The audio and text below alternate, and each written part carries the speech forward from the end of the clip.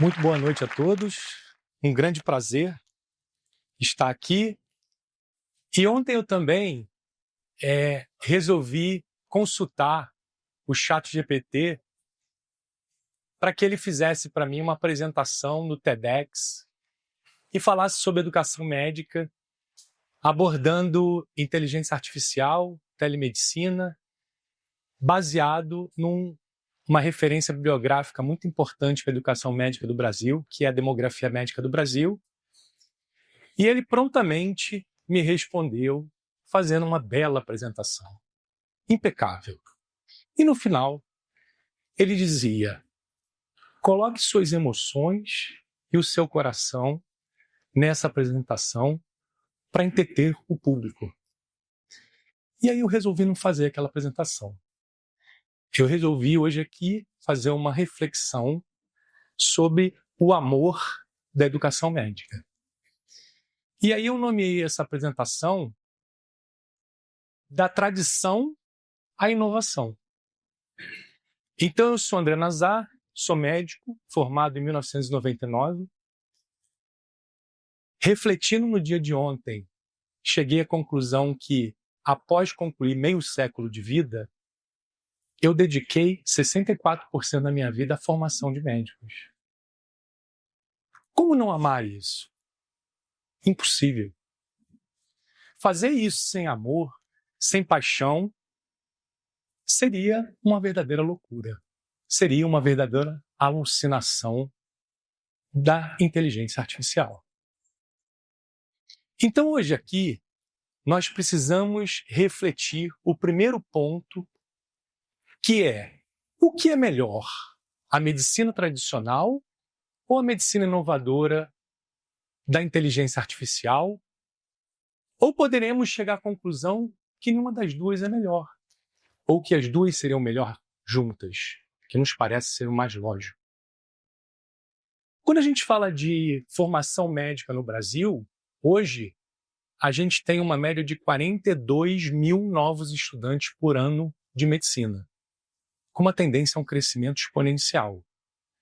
Além disso, a gente tem mais de 400 escolas médicas no Brasil, sendo a maioria escolas privadas, formando médicos sob uma ótica completamente diferente daquela que a maioria dos da minha geração foi formada.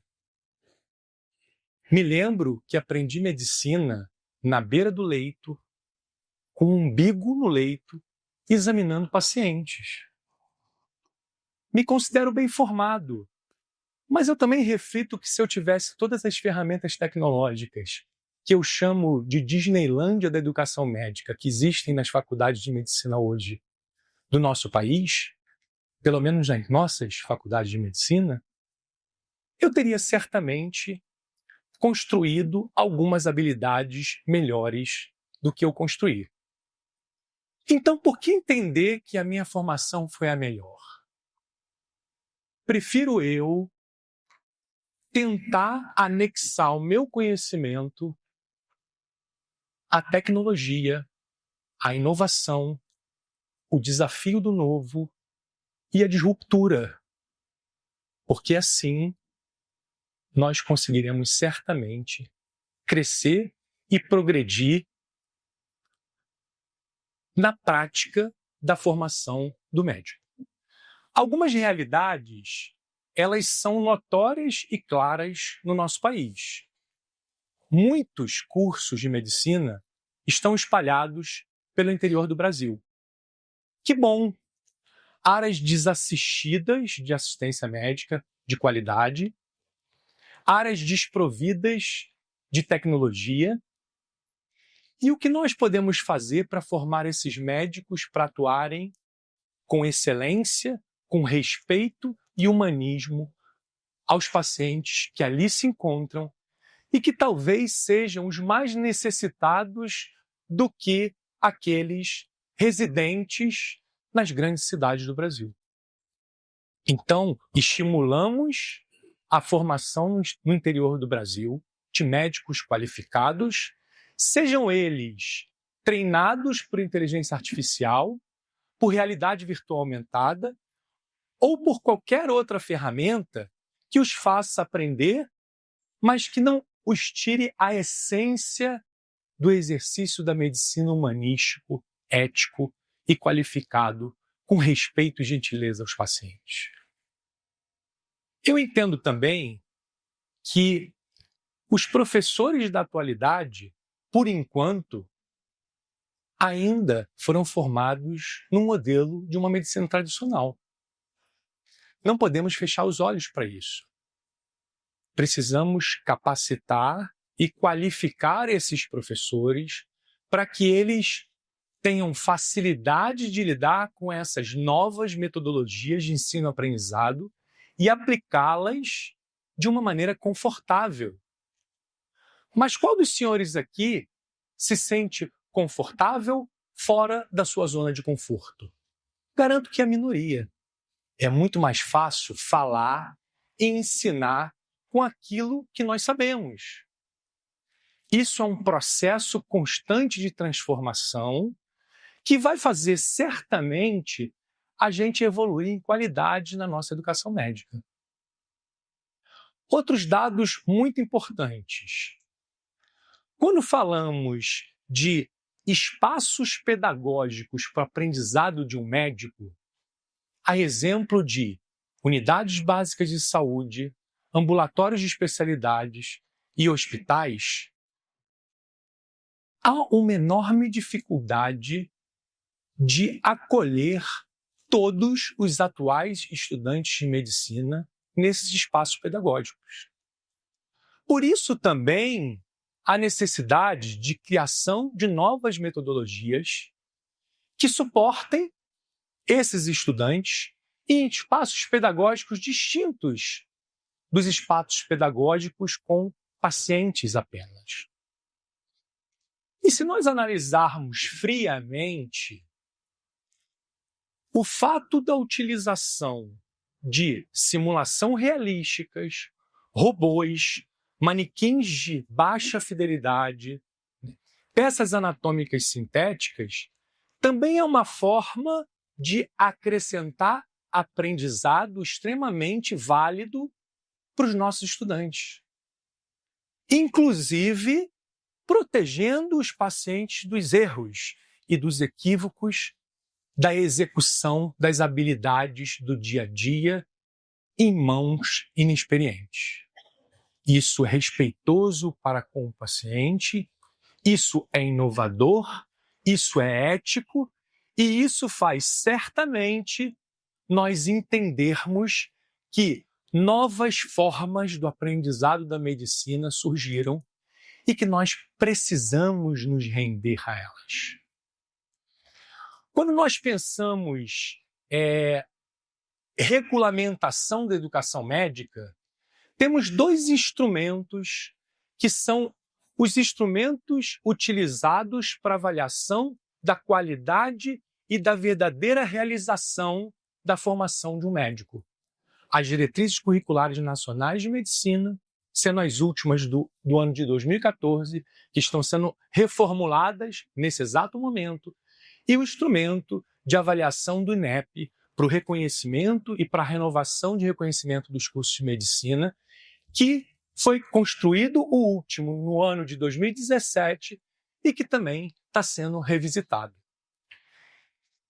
E o que dizem esses documentos? Eles avaliam a qualidade do curso em 3 dimensões. O projeto pedagógico em si, que é construído por um grupo de médicos experientes, professores, mestres, doutores e sabedores de educação médica. E esse projeto precisa fazer sentido para aquela sociedade, para aquele lugar em que aquele curso está inserido. O corpo docente, que é a alma viva de um espaço pedagógico de formação de médicos, são médicos qualificados, estudiosos e que dedicaram a maior parte de suas vidas, como eu, à formação de excelência. Esses são a alma de tudo. E por último, não menos importante, a infraestrutura onde esse curso acontece. que vai desde o conforto nas salas de aula, os tais laboratórios de simulação realística, de realidade virtual aumentada, e também os cenários de prática, onde os estudantes realizarão a sua prática com pacientes verdadeiros. Nada disso é isolado, nada disso é único, nada disso é o melhor. A união de todas essas coisas com a modernidade inovadora da tecnologia transforma, sim, a formação do médico em algo muito mais significativo.